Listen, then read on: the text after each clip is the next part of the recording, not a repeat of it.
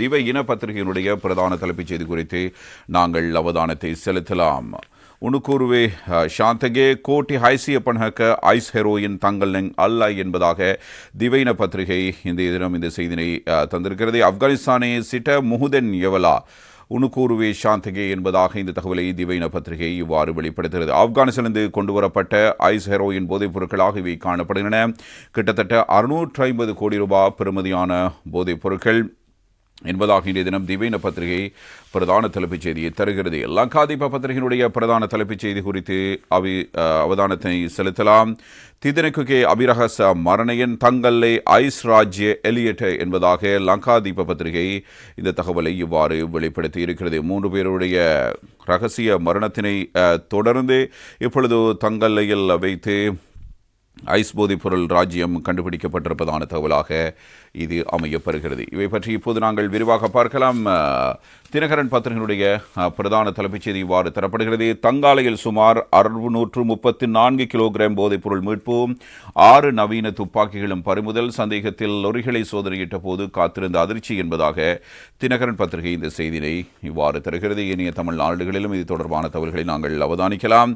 அந்த வகையில் தங்காலை பகுதியில் நேற்று 3 லொரிகளிலிருந்து 665 கிலோ போதைப் பொருளை போலீசார் கைப்பற்றி இருக்கிறார்கள். தங்காலை போலீஸ் நிலைய பொறுப்பதிகாரிக்கும் அரசு உளவுச்சேவைக்கும் கிடைத்த பிரத்யேக தகவல்கள் இரண்டை மையப்படுத்தி முன்னெடுக்கப்பட்ட நடவடிக்கையில் இந்த போதைப்பொருள் மீட்கப்பட்டதாக தென் மாகாண சிரேஷ்ட பிரதி போலீஸ் மா அதிபர் கிஸ்ரி ஜெயலலிதா தெரிவித்திருக்கிறார். அதன்படி 245 கிலோ ஹெரோயின் போதைப் பொருளும் 380 கிலோ ஐஸ் போதைப் பொருளும் மீட்கப்பட்டதாகவும் போதைப் பொருளுடன் கைப்பற்றப்பட்ட லொரியொன்றிலிருந்து T56 ரக துப்பாக்கி ஒன்றும் 5 கைத்துப்பாக்கிகளும் மீட்கப்பட்டதாகவும் தென்மாகாண சிரேஷ்ட பிரதி போலீஸ் மாதிபர் இவ்வாறு இது தொடர்பான கருத்துக்களை வெளிப்படுத்தி இருக்கிறார். அதில் மேலும் சில தகவல்கள் அவரால் கூறப்பட்டிருக்கின்றன. அது குறித்து நாங்கள் அவதானத்தை செலுத்தும் போது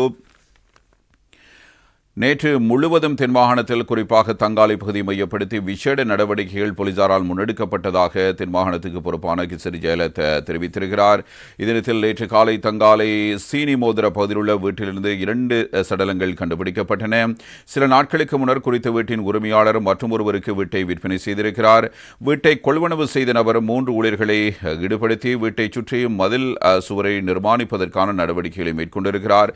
இந்த நிலையில் குறித்த 3 ஊழியர்களும் நேற்று முன்தினம் மதுபான விருந்து பிரசாரத்தை நடத்தியுள்ளதோடு இதன்போது ஒருவர் சுகவீனமுற்ற நிலையில் வைத்தியசாலையில் அனுமதிக்கப்பட்டிருக்கிறார். எவ்வாறாயினும் அவரும் உயிரிழந்துள்ளதாக போலீசார் தெரிவித்திருக்கிறார்கள். குறித்த நபரின் உறவினரால் வழங்கப்பட்ட தகவலுக்கமைய வீட்டை சோதனைக்குட்படுத்திய போது 2 சடலங்களாக மீட்கப்பட்டதாக போலீசார் தெரிவிக்கிறார்கள்.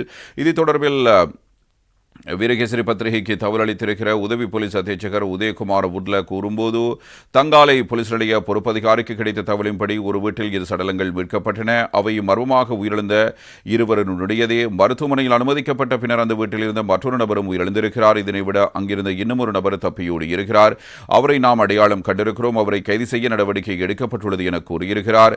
இந்நிலையில் மர்மமாக உயிரிழந்தவர்கள் கண்டுபிடிக்கப்பட்ட வீட்டின் அருகே சில வாகனங்கள் நிறுத்தப்பட்டிருந்ததாக தென்மாகாண சிரேஷ்ட பிரதி போலீஸ் மாதிபர் கிஸ்ரி ஜெயலலிதா குறிப்பிட்டிருக்கிறார். அதில் சிறிய ரக லொரி ஒன்றினை சோதனை செய்த போது ஐஸ் என்ற சந்தேகிக்கப்படும் 15 தொடக்கம் 20 கிலோகிராம் போதைப் பொருள் கண்டுபிடிக்கப்பட்டதாகவும் அது குறித்து விசாரணை நடத்தப்பட்டதாகவும் அவர் குறிப்பிடுகிறார்.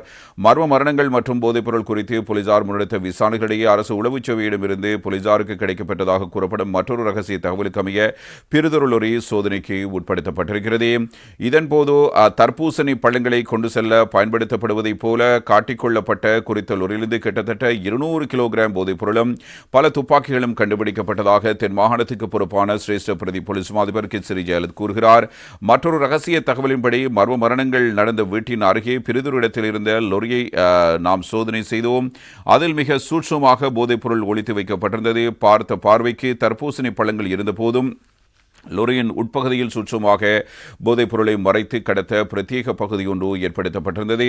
லொரியை சோதனை செய்த போது ஹெரோயின் மற்றும் ஐஸ் என சந்தேகிக்கப்படும் கிட்டத்தட்ட 200 கிலோகிராமுக்கும் மேற்பட்ட போதைப் பொருட்களை போலீசாரால் கண்டுபிடிக்க முடிந்தது. அதனுடன் ஒரு T56 ரக துப்பாக்கி மற்றும் 5 கைத்துப்பாக்கிகள் கண்டுபிடிக்கப்பட்டன என சிரேஷ்ட பிரதி போலீஸ் மாதிபர் ஜெயலலிதா இவ்வாறு கூறுகிறார். இதற்கிடையே மேலதிக விசாரணையின் போது குறித்த பகுதியிலிருந்து சென்ற மற்றொரு லொரி தொடர்பில் தகவல்கள் வெளிப்படுத்தப்பட்டு அந்த லொரியும் சோதனைக்குட்படுத்தப்பட்டதாகவும் அதன்போது போது அதிலிருந்தும் மிக பெருமளவு போதைப் பொருளை மீட்பதாகவும் சிரேஷ்ட பிரதி போலீஸ் மா அதிபர் ஜெயலலித் குறிப்பிட்டிருக்கிறார். அதன்படி மொத்தமாக 3 லொரிகளில் மீட்கப்பட்ட மொத்த போதைப் பொருளின் அளவு சுமார் 625 கிலோ என தென்மாகாண பிரதி போலீஸ் மா அதிபர் பணிமனை தகவல்கள் குறிப்பிடுகின்றன. இந்த சம்பவங்கள் பதிவான தங்காலை சீனிமோதிர பகுதிக்கு போலீஸ் மா அதிபரும் பொதுமக்கள் பாதுகாப்பு அமைச்சரும் நேற்று மாலை நேரடியாக சென்று நிலைமைகளையும் விசாரணைகளையும் அவதானித்திருக்கிறார்கள். இதனிடையே மித்தனிய ஐஸ் போதைப் பொருள் மூலப்பொருள் குறித்த விசாரணைகளுக்காக தடுத்து வைக்கப்பட்டுள்ள சம்பத் மனம்பேரியால் புதைக்கப்பட்டதாக கூறப்படும் துப்பாக்கி ரவைகள் உள்ளிட்ட சில ஆயுதங்கள் மித்தனியவில் உள்ள காணியொன்றிலிருந்து கண்டுபிடிக்கப்பட்டுள்ளன. போலீஸ் போதைப் பொருள் தடுப்பு பிரிவினர் பொறுப்பில் 7 நாள் போலீஸ் காவலில் தடுத்து விசாரிக்கப்படும் அவரிடம் நேற்று முன்தினம் மேல் மாகாண வடக்கு குற்ற விசாரணை பிரிவினர் விசாரணை நடத்தியிருக்கிறார்கள். 4 மணி நேரம் அவரிடம் இந்த விசாரணைகள் நடத்தப்பட்டன. இவ்வாறான நிலையில் சம்பத் மனம்பேரி மற்றும் பெக்கோ சமன் ஆகியோரின் தகவலுக்கு அமைய மித்தனிய பகுதியில் புதைக்கப்பட்டிருந்த ஆயுதங்கள் மீட்கப்பட்டிருக்கிறது.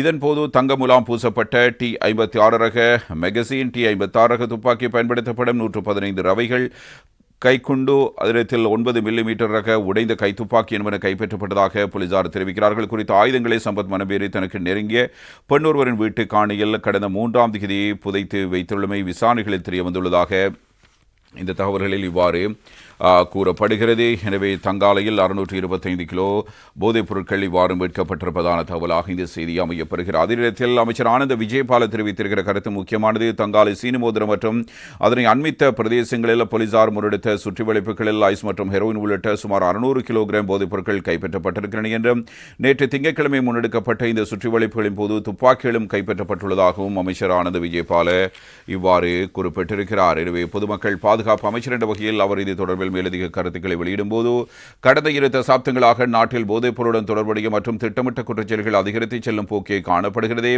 இவற்றுடன் நேரடியாக அரசியல் ரீதியான தொடர்புகள் காணப்பட்டன என்பது அனைவரும் அறிந்த காரணியாகும். எனினும் இது மேலும் நீடிப்பதை தடுப்பதற்கு அரசாங்கம் பல்வேறு நடவடிக்கைகளை தற்போது முன்னெடுத்து வருகிறது. அதன் பிரதிபலனாக இந்த நடவடிக்கைகள் குறிப்பிட்ட மட்டத்தில் கட்டுப்படுத்தக்கூடியதாக இருக்கிறது. குறிப்பாக வெளிநாடுகளில் தலைமறைவாக இருந்த பாதாள உலக குழுக்களுடன் தொடர்புடைய பிரதான சந்தேக நபர்கள் நாட்டுக்கு அழைத்து வரப்பட்டிருக்கிறார்கள். அவர்களிடம் முன்னெடுக்கப்பட்டு வரும் விசாரணைகளில் பல்வேறு தகவல்கள் வெளிப்படுத்தப்பட்டு வருகின்றன. இவற்றுடன் தொடர்புடைய புலனாய்வு தகவல்கள் தொடர்ச்சியாக கிடைக்கப்பெறுகின்றன. அதற்கமைய தென் மாகாணத்தை அடிப்படையாக கொண்டு நேற்று முன்னெடுக்கப்பட்ட சுற்றுவளைப்புகளில் சுமார் 600 கிலோகிராம் போதைப்பொருள் கைப்பற்றப்பட்டிருக்கிறது. ஹெரோயின் போதைப்பொருள் அடங்கிய 245 பாக்கெட்டுகளும் ஐஸ் போதைப்பொருள் அடங்கிய 390 பாக்கெட்டுகளும் இவ்வாறு கைப்பற்ற இது குறித்த மேலதிக விசாரணைகள் முன்னெடுக்கப்பட்டு வருகின்றன. தங்காலை போலீஸ் பிரிவுக்குட்பட்ட இலக்கம் 43 கொடம்ப கஹாவத்துரகொட சீனிமோதர கொலுகம என்ற முகவரியில் வசிக்கும் 2 சந்தேகத்துக்கிடமான முறையில் உயிரிழந்துள்ளதாக கிடைக்கப்பட்ட தகவல்களுக்கு அமைய விசாரணைகள் முன்னெடுக்கப்பட்டன. அதுக்கமைய குறித்த பகுதியிலிருந்து சிறிய லொரியிலிருந்தே 10 கிலோகிராம் ஹெரோயின் இவ்வாறு மீட்கப்பட்டிருப்பதாக அமைச்சர் கூறுகிறார். குறித்த நபர்களின் சடலங்கள் கண்டெடுக்கப்பட்ட இடத்திலிருந்து பிரிதொரு நபர் வைத்தியசாலையில் அனுமதிக்கப்பட்டுள்ளதாகவும் தகவல்கள் கிடைத்தன. தினுக லக்ஷான் ஹேவா விதாரண மற்றும் விக்ரம எதிர்சூரிய கவிந்து ஆகியோரை இவ்வாறு சந்தேகத்துக்கிடமான முறையில் உயிரிழந்திருக்கிறார்கள். வைத்தியசாலையில் அனுமதிக்கப்பட்ட பின்னர் உயிரிழந்த நபர் வெனுரகுமார் என்பவராவார். இந்த மரணங்கள் தொடர்பான மேலதிக விசாரணைகள் முன்னெடுக்கப்பட்டு வருகின்றன. இவர்கள் தவிர அதே இடத்தில் இந்த பிரிதொரு நபர் தப்பிச் சென்றுள்ளதாகவும் தெரிய வந்திருக்கிறது. தப்பிச் சென்றவர் தொடர்பிலும் தங்காலை போலீசாரால் விசாரணைகள் முன்னெடுக்கப்பட்டு வருகின்றன. ஆரம்பகட்ட விசாரணைகளுக்கு அமைய குறித்த இடத்திலிருந்து சுமார் 1 கிலோமீட்டர் தூரத்தில் தங்காலை போலீஸ் பிரிவுக்குட்பட்ட பிரதேசத்தில் நிறுத்தப்பட்டிருந்த லொரியொன்றிலிருந்து துப்பாக்கிகள் மற்றும் போதைப் பொருட்கள் கைப்பற்றப்பட்டுள்ளன. இது தொடர்பில் சந்தேக நபர் ஒருவர் கைது செய்யப்பட்டிருக்கிறார். இதன்போது கண்டுபிடிக்கப்பட்ட போதைப் பொருள் தொகையில் 100 பாக்கெட்டுகளில் 100 கிலோகிராம் ஹெரோயின் போதைப் பொருள் கைப்பற்றப்பட்டிருக்கிறது. மேலும் 80 பாக்கெட்டுகளில் 100 கிலோகிராம் ஐஸ் போதைப் பொருளும் குறித்த லொரியிலிருந்து மீட்கப்பட்டுள்ளது. மேலும் T56 ரக துப்பாக்கி, 5 ரிவால்வர் ரக துப்பாக்கிகள் என்பனவும் மீட்கப்பட்டிருக்கின்றன. போதைப் பொருட்கள் தொடர்பில் பொதுமக்களுக்கு ஏதேனும் தகவல்கள் கிடைக்கப்பட்டால் அவற்றை போலீசாருக்கு அறிவிக்குமாறு நாம் கேட்டுக்கொள்கிறோம் என்பதாகவும் அமைச்சர் ஆனந்த விஜயபால கூறியிருப்பதோடு இவ்வாறான பெருந்தொகை போதைப் பொருட்கள் தங்காலையில் கிடைத்திருக்கிற அதே நேரத்தில் மற்றொரு முக்கியமான தகவலையும் அமைச்சர் வெளிப்படுத்தி இருக்கிறார். அதாவது போதைப் பொருள் மற்றும் பாதாள உலகக்குழு செயற்பாடுகளுடன் தெற்கு அரசியல்வாதிகளுக்கு தொடர்புகள் இருப்பது உண்மையாக தெரிய வந்துள்ளதாக பொதுமக்கள் பாதுகாப்பு அமைச்சர் இவ்வாறு கூறியிருக்கிறார். எனவே நாட்டில் பாரதூரமான 2 பிரச்சனைகள் தொடர்பில் அரசாங்கம் அவதானம் செலுத்தியுள்ளது. அதாவது திட்டமிட்ட குற்றச்செயல்கள் மற்றும் போதைப் பொருள் பயன்பாடு தொடர்பிலான விடயங்களில் நாங்கள் கூடுதல் கவனம் செலுத்தி இருக்கிறோம் என்பதாக அமைச்சரினால் கருத்துக்கள் கூறப்படுகின்றன. எனவே இவை இரண்டும் ஒன்றுக்கொன்று தொடர்புடையவை. கடந்த காலங்களில் அரசாங்கங்கள் பின்பற்றிய அரசியல் கலாச்சாரத்தின் பெறுபராகவே இந்த குற்றச்செயல்கள் அதிகரித்தன. இந்த நிலையில் தேசிய மக்கள் சக்தி அரசாங்கம் ஆட்சிக்கு வந்தவுடன் பாதாள குழு செயற்பாடுகள் மற்றும் போதைப்பொருளை ஒழிப்பதற்கு நடவடிக்கை எடுக்க ஆரம்பித்தது. அதன் பெறுபர்கள் தற்போது கிடைக்கின்றன. பாதாள உலக செயற்பாடுகள் மற்றும் போதைப்பொருள் வியாபாரத்துக்கு அரசியல் ஆசீர்வாதம் மற்றும் அரசியல் தொடர்புகள் இருக்கின்றன. இதன்போது நாங்கள் இந்த அரசியல் கலாச்சாரத்தை முடிவுக்கு கொண்டு வந்திருக்கிறோம். இப்போது தங்காலையில் 3 லோரிகள் இந்த போதைப்பொருள் மீட்கப்பட்டிருக்கிற இந்த செயல்களுடன் அரசியல்வாதிகளுக்கு தொடர்புள்ளதாக தெரிய வருகிறது. குறிப்பாக தெற்கு அரசியல்வாதிகளுக்கு தொடர்புகள் உள்ளமை தெரிய வந்திருக்கிறது. இதேவேளை பொதுமக்கள் தற்போது தகவல்களை வழங்கி வருகிறார்கள். போலீசாரும் புலனாய்வுத் துறையினரும் சரியாக செயல்பட்டு வருகிறார்கள். மக்கள் தங்களுக்கு கிடைக்கும் தகவல்களை பயமின்றி வழங்க முடியும். ரகசியம் பேணப்படும் என்றும் பிள்ளைகளின் எதிர்காலத்தை பாதுகாக்க நாங்கள் தேவையான நடவடிக்கைகளை முன்னெடுப்போம் என்பதாக அமைச்சர் ஆனந்த விஜயபால இவ்வாறு கூறுகிறார். எனவே போதைப்பொருள் பயன்பாடு அதிகளவில் அதிகரித்து வருகிற ஒரு சூழ்நிலையாக காலப்பகுதியாக இது இருந்து வருகிறது. அதே நேரத்தில் அதிகளவான இளைஞர்களும் தவறான வழியில் சென்று கொண்டிருக்கிறார்கள். இதன் மூலமாக பல்வேறு குடும்பங்கள் நடுத்தரவில் நிற்க வேண்டிய சூழ்நிலைக்கு தள்ளப்பட்டிருக்கிறது. இப்படியான ஒரு சூழ்நிலையில் இவ்வாறான போதைப் பொருட்களை பயன்படுத்துபவர்கள், விற்பனை செய்பவர்கள், அதற்கு உதவியாக இருப்பவர்கள், தரகர் வேலையில் ஈடுபவர்கள் என சகலரையும் கைப்பற்ற வேண்டிய கைது செய்ய வேண்டிய ஒரு கட்டாயம் இருக்கிறது. எனவே இவ்வாறான ஒரு சூழ்நிலை உருவாகிற பொழுதே நாட்டில் இளைஞர்களுக்கும் அதனிடத்தில் பொதுமக்களுக்கும் ஒரு நிம்மதியான வாழ்க்கை சூழலை உருவாக்கிக் கொள்ள முடியும். எனவே மிகப்பெரிய அச்சத்திலும் பயத்திலும் மக்கள் இப்போது வாழ்ந்து கொண்டிருக்கிற ஒரு சூழ்நிலையில் இவ்வாறு அதிகளவான போதைப் பொருட்கள் கைப்பற்றப்பட்டு வருகின்றன.